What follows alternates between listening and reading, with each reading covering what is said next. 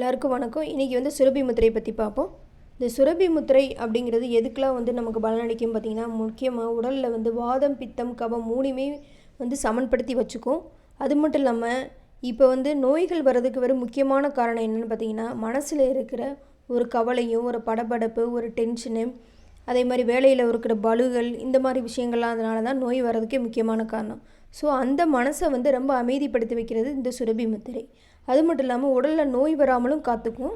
So இந்த நோய் வராமல் பார்த்துக்கிறது மட்டும் இல்லாமல் ரொமட்டாய்டு ஆர்த்ரைட்டிஸ் அப்படின்னு சொல்லிட்டு முடக்குவாதம், இது நிறைய பேருக்கு இந்த மாதிரி பிரச்சனைகள் உண்டு. இந்த மாதிரி தொந்தரவு உள்ளவங்க வந்து இந்த முத்திரையை வந்து டெய்லி வந்து ஒரு 48 நிமிஷம், ஆனால் எடுத்த உடனே இது வந்து 48 நிமிஷம் பிடிக்க வேண்டாம். ஃபஸ்ட்டு ஒரு 8 நிமிடம் பிடிங்க. அப்படி கொஞ்சமாக டைமிங்கை வந்து இன்க்ரீஸ் பண்ணி ஒரு நாளைக்கு 48 நிமிஷம் பிரித்து கூட நீங்கள் காலை மாலை 2 வேளையும் பண்ணிக்கலாம், சரிங்களா? ஆனால் இந்த முத்திரை பிடிக்கும்போது கொஞ்சம் கடினமாக தான் இருக்கும்.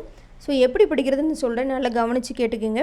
அதாவது இந்த முத்திரையை வந்து எப்படி பிடிக்கணும்னா, வலது கையில் இருக்க ஆள்காட்டி விரல் நுனி வந்து இடது கையின் நடுவிரல் நுனியையும், வலது கையின் நடுவிரல் நுனி வந்து இடது கையின் ஆள்காட்டி விரல் நுனியையும் தொட்டு கொண்டு இருக்க வேண்டும். அதே மாதிரி வலது கையில் இருக்கிற மோத விரல் நுனி வந்து இடது கையில் இருக்கிற சுண்டு விரலையும், வலது கையில் இருக்கிற சுண்டு விரல் வந்து இடது கையில் இருக்க மோதிர விரல் நுனியும் தொட்டு மாதிரி இருக்கணும். கட்டை விரல் 2 வந்து தொடாமல் இருக்கணும். ஸோ இந்த மாதிரி பிடிக்கிறதா வந்து பார்த்தா சுரபி முத்திரை.